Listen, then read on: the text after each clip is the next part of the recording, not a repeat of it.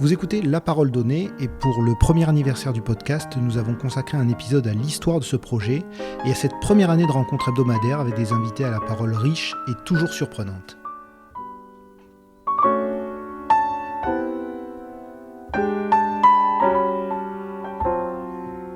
La Parole Donnée, c'est une émission audio hebdomadaire.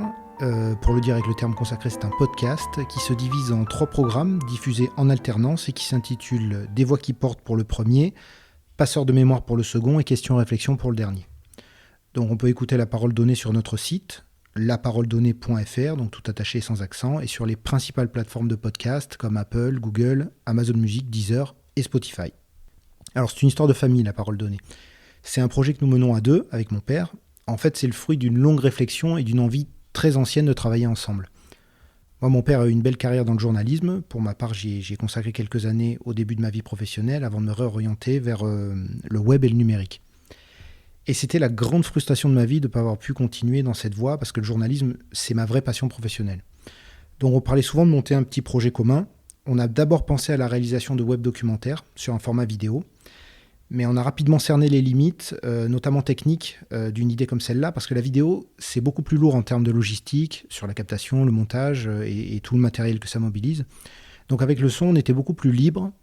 Et l'engouement actuel pour les podcasts, et quand on voit les retours qu'on a d'ailleurs sur le format podcast, ça confirme le fait qu'on a fait le bon choix. Alors ça fait un peu plus d'1 an qu'on a commencé. C'est la première bougie qu'on souffle pour La Parole Donnée. Joyeux anniversaire à notre podcast. Et avant le lancement, on a travaillé environ 6 mois sur le concept, sur les émissions, les types d'invités, les angles à privilégier pour les interviews. Ensuite, il a fallu créer le site. Bon, ça, je m'en suis chargé. C'est le bon côté d'avoir délaissé quelques années le journalisme. Pour le web, c'est que je sais faire ça en plus du métier de journaliste.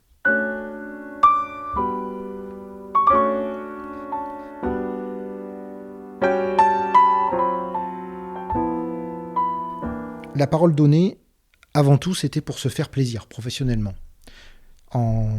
Se faire plaisir en réalisant des interviews qui nous intéressent et surtout en travaillant ensemble. Il y a quelques semaines, on est retourné voir Sylvie Giono, la fille de l'écrivain Jean Giono, à qui on avait consacré le premier épisode de la série Passeur de mémoire. On était assis dans son bureau, moi j'avais mon carnet à la main, j'avais mon père à côté de moi et j'ai réalisé que travailler avec lui, donc pas seulement le regarder mener des interviews, parce que ça je l'ai vu faire des dizaines de fois depuis que j'étais enfant, mais véritablement travailler ensemble sur un projet journalistique, comme des confrères, ça c'était la réalisation d'un rêve. Donc voilà, en premier lieu, La Parole Donnée, c'est un accomplissement personnel, et c'est aussi l'envie de proposer des entretiens qui sortent de l'ordinaire, qui s'affranchissent de l'actualité, et qui permettent de creuser la personnalité d'un invité un petit peu plus profondément que lors d'une interview classique. Alors comme je l'ai dit, on a fait le choix de l'audio avant tout pour des raisons techniques. Pour proposer un épisode hebdomadaire, quand on travaille seulement à 2, et c'est mon père qui réalise la majorité des entretiens, il nous fallait une logistique simple. Et l'audio est beaucoup plus simple que la vidéo. Ensuite, l'audio a cet avantage sur le web, c'est qu'il permet de proposer des formats plus longs, tout en conservant un bon degré d'attention chez l'auditeur. Donc ça fait partie des nouveaux modes de consommation des contenus numériques. Les gens lancent un audio, donc une web radio ou un podcast, et ils l'écoutent en faisant autre chose. L'audio permet de mener, on va dire, 2 activités en même temps. Et à titre personnel, je fais partie de ces auditeurs qui écoutent des podcasts, je sais pas, en brossant les dents, en faisant du rangement ou la cuisine, ou même en voiture, quoi. L'audio peut s'emmener partout. Et c'est son grand avantage sur la vidéo.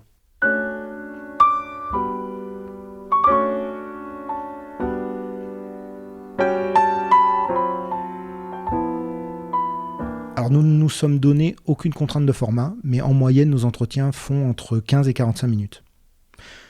Au départ, nous avons testé de couper en 2 des entretiens qu'on imaginait trop longs, mais on n'a pas renouvelé l'expérience. En fait, les retours qu'on a eus confirment que la durée d'un podcast n'est pas rédhibitoire pour les auditeurs. Donc si demain on a un invité qui a beaucoup de choses pertinentes à dire et que l'entretien dure plus d'1 heure, on le diffusera en l'état.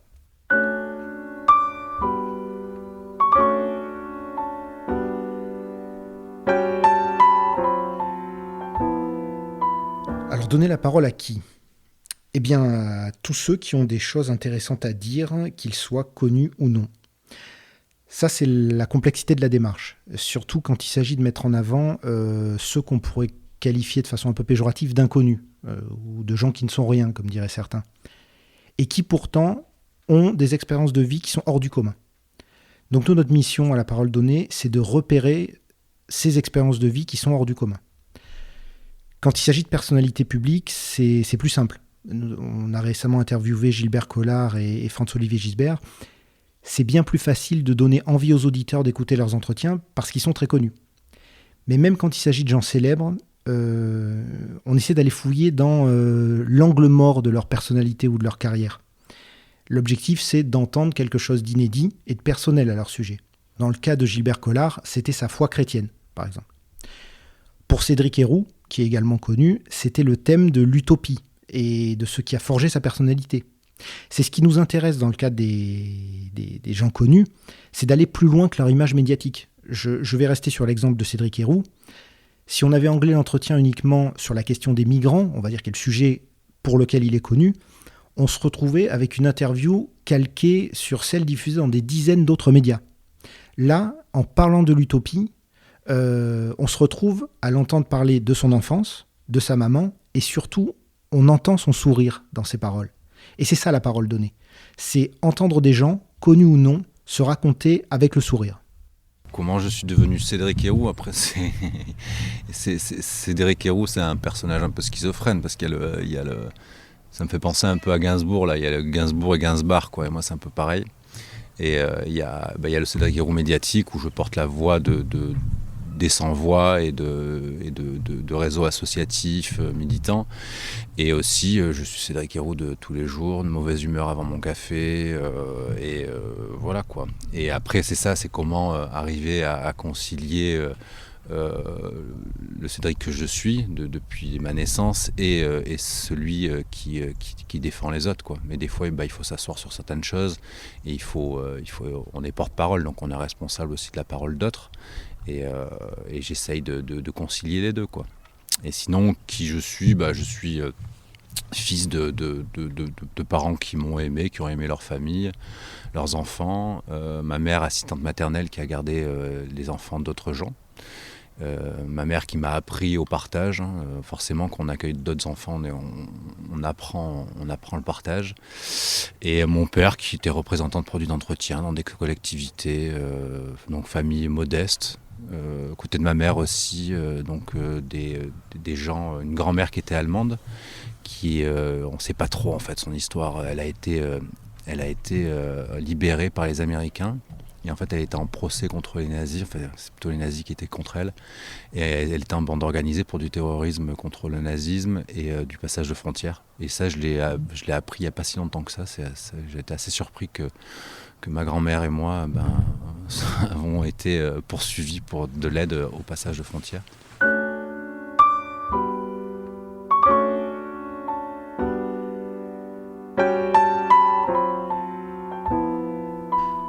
Pour les invités et les thèmes, c'est beaucoup de hasard, des idées et quelques fulgurances.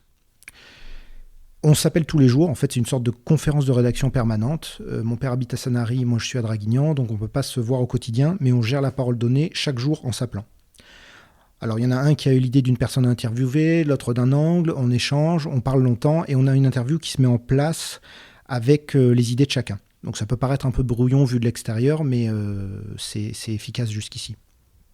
Pour ce qui est du contact, on a généralement peu de difficultés à joindre nos invités, en fait. Parce que même les personnes avec une grande notoriété ont des points de contact qu'on sait trouver quand on est journaliste.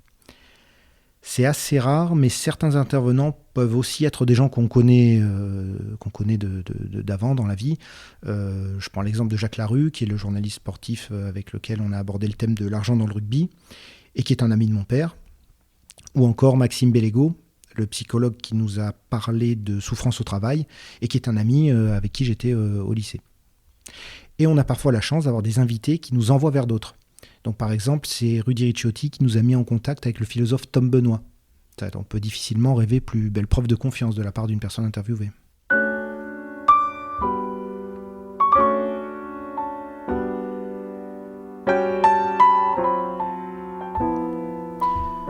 Alors jusqu'ici, nos propositions ont toujours été accueillies positivement. C'est pas que nous soyons irrésistibles, mais nous avons l'habitude d'être assez précis dans nos demandes pour éviter de faire perdre du temps à nos interlocuteurs tout simplement avec des allers-retours et des questions-réponses. Quand on contacte un invité potentiel, on lui donne toujours l'angle de l'interview qu'on compte mener, ainsi qu'un lien pour écouter nos émissions pour qu'il sache à peu près à quoi s'en tenir. Il n'y a pas de piège, voilà. Et au-delà du fait d'accepter d'être interviewé, on ressent un vrai plaisir de nos invités lors des entretiens parce que nous les menons d'une façon qui leur permet vraiment de se livrer. La parole donnée, c'est pas qu'un titre, c'est aussi une façon de travailler. On leur donne la parole pour qu'ils s'expriment et qu'ils disent ce qu'ils n'ont pas l'occasion de dire ailleurs. C'est la seule entorse que nous faisons au canon de l'interview journalistique, qui veut qu'on guide et qu'on maintienne son invité dans un cadre. Là, nous faisons le contraire et on fait en sorte qu'ils ne se sentent pas bridés et qu'ils s'expriment plus librement et surtout le plus sincèrement possible. Et ça donne parfois des moments forts dans les entretiens et qui peuvent être surprenants, drôles ou très émouvants. En parlant, j'ai 2 exemples en tête. Le premier, c'est quand Rudy Ricciotti nous a parlé de ses appétits. C'était assez surprenant. Vous savez, c'est un peu comme la malbouffe. À force de bouffer de la bouffe industrielle, le goût est formé sur ça. Et si vous essayez de faire manger à des gens des oursins, des violets, du poisson cru, pêché, les gens sont heurtés. J'avais encore un invité à midi, je lui disais que moi j'adorais le lièvre sauvage, rôti, c'est très dur. Tu plantes les dents dessus, il reste accroché. C'est un muscle à l'état pur. Ah non, c'est trop fort. Et j'ai rajouté, mais attendez, mais moi je mange du bouc, je mange de la chèvre, je pourrais manger du loup. Et ces goûts sauvages arment chez moi la volonté d'éviter que la mémoire gustative s'efface. Il en est pareil pour le vin. J'aime les vins charpentés, de la grenache, du mourvèdre, des vrais cépages, un peu la syrah, mais des cépages de combat, des cépages qui ont du cœur, des cépages qui ont de la tendresse, des cépages qui ont une âme, des couilles et une féminité, vous voyez. Donc le mauvais goût est devenu générique. Le mauvais goût est rentré dans notre mémoire collective. Et donc il n'y a pas lieu de s'étonner que la laideur nous envahit. Et puis au bout d'un moment, moi j'ai envie de dire, on a ce qu'on mérite. Si l'on n'a pas d'exigence sur ce que l'on mange, sur ce que l'on lit, il n'y a pas de raison d'en payer le prix. Hein. Tu as mauvais goût, c'est ton problème. Tu manges de la merde, c'est ton problème aussi. Tu n'es pas obligé de te goinfrer au supermarché. Et le second, c'est l'émotion de l'éleveur Jean-Louis Tichet lorsqu'il nous a parlé du moment où ces bêtes partaient à l'abattoir et qu'il croisait parfois leur regard et combien ça le touchait. Apprendre à s'écouter, à se gérer, ça oui, parce j'ai pas su le faire. J'ai pas su le faire, certains m'appelaient le bourreau de travail, ça a été un peu vrai. J'ai pas su, et le corps en a quand même pâti un peu. Puis j'ai eu des accidents, j'ai eu beaucoup il y a 2 ans, le 30 juin, je suis parti livrer une vache à l'abattoir. C'est les pompiers qui m'ont ramassé, ça s'est suivi de 13 jours de réanimation. Donc voilà, là j'ai eu chaud, je croyais pas m'en sortir, et puis finalement je m'en suis sorti quand même. Elle m'a chargé à l'abattoir, elle s'est retournée dans un couloir et elle m'a complètement démoli. Hein. S'il n'y avait pas eu l'abreuvoir, je ne serais plus là. Hein. Elle m'a explosé la cage thoracique, donc les côtes, les poumons. J'avais plein de coups à la tête parce qu'avec les cornes, elle me faisait taper en haut du couloir de la couloir de contention. Et après, elle m'avait piétiné les chevilles, j'avais des bleus partout. J'avais pas 10 cm² du corps qui était pas... Oui, c'est rare, mais les abattoirs, c'est quand même... c'était en 2019, au moment où il y avait une forte canicule, là. Et l'odeur est très poignante, elles sentent la mort. Et elles sentent la mort et on se demande si quelque part elles se disent pas tu m'as amené là, tu vas le payer quoi. Oui, parce que j'en ai eu amené des très gentils qui n'ont pas eu du tout cette réaction-là, mais qui se retournent et qui vous regardent. Ouais. Oui.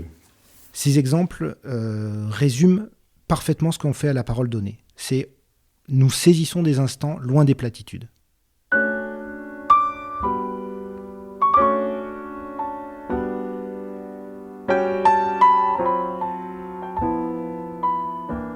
forcément, les moments d'émotion sont ceux qui nous marquent le plus. Parce que dans ces moments-là, lors des entretiens, en tant que journaliste, on a la sensation que l'invité nous fait un cadeau.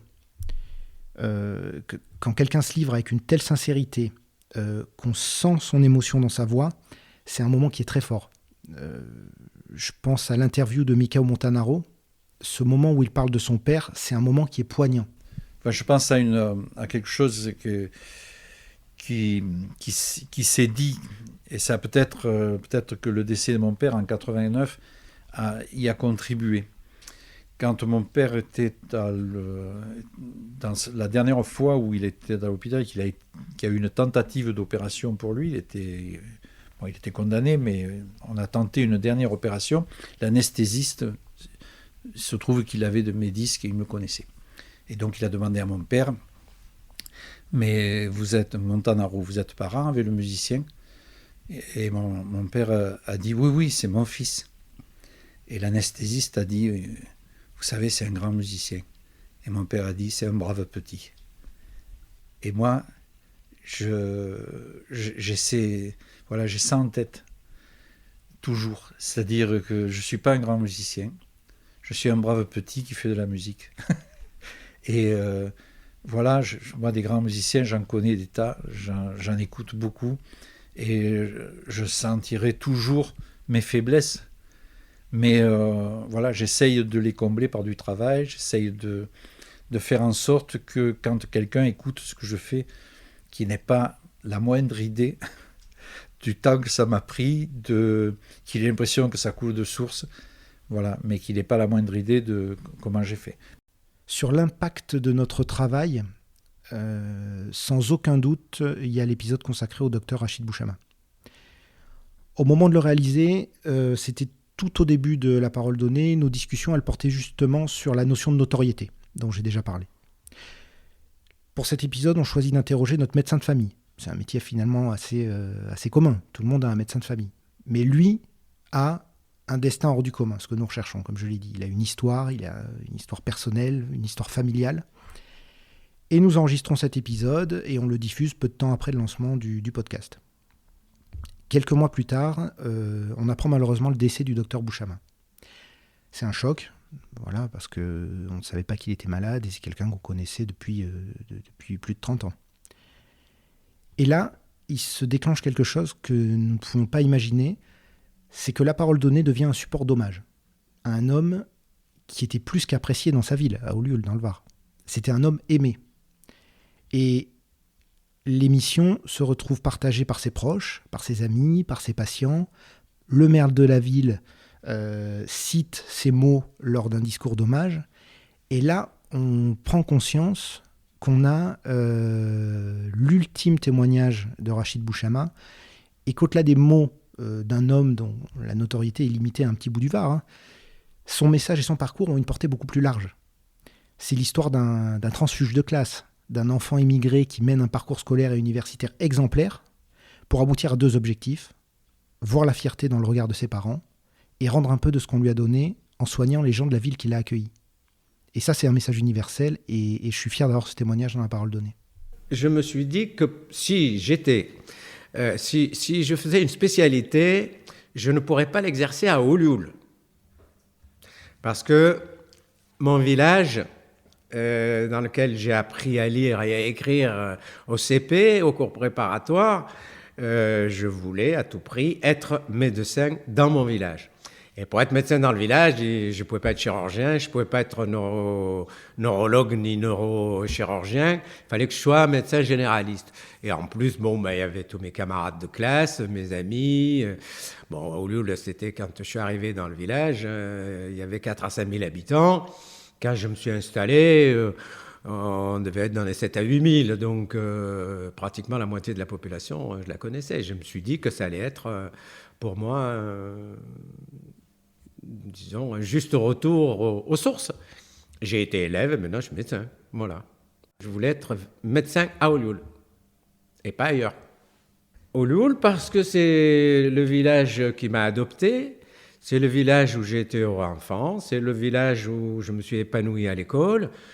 Et donc, pour moi, ma vie, elle se faisait là, quoi. Donc, je ne me suis même pas posé de questions, en fait.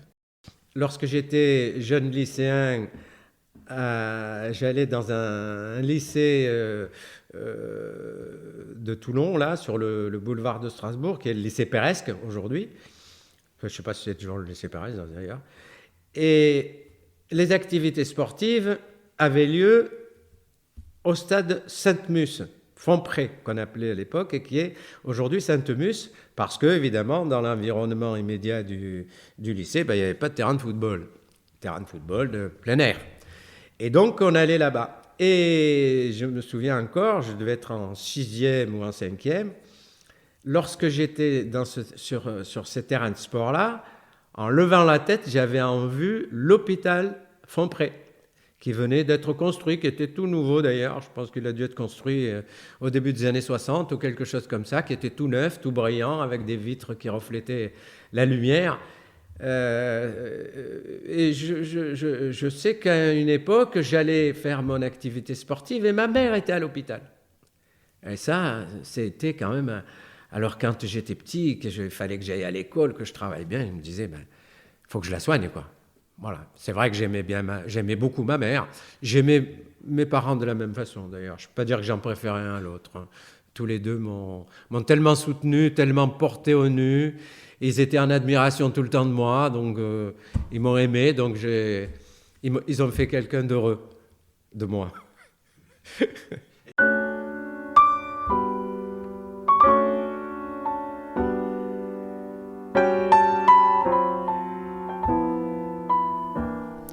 Dans beaucoup de cas, dans beaucoup de nos émissions, on remarque que lorsqu'on laisse la liberté à nos invités de parler d'eux au présent, ils se racontent en parlant de ce qui les a amenés où ils en sont, et ils remontent souvent jusqu'à l'enfance. L'un de nos derniers épisodes est consacré à Franz-Olivier Gisbert, et c'est comme ça qu'il commence. Il parle de lui, petit garçon. Finalement, c'est peut-être ça la question essentielle pour tout le monde, connu ou non, et qui manque dans les interviews traditionnelles. Quel enfant étiez-vous ? Quel enfant étiez-vous ? Et ça peut aussi s'appliquer à moi et à la parole donnée, parce que en y répondant, je peux dire ce qui fait que je suis engagé dans ce projet avec autant de passion. C'est l'enfant que j'étais. Voilà, moi j'étais un petit garçon qui a regardé son père journaliste avec admiration et qui voulait lui ressembler. Voilà, c'est pas plus compliqué que ça.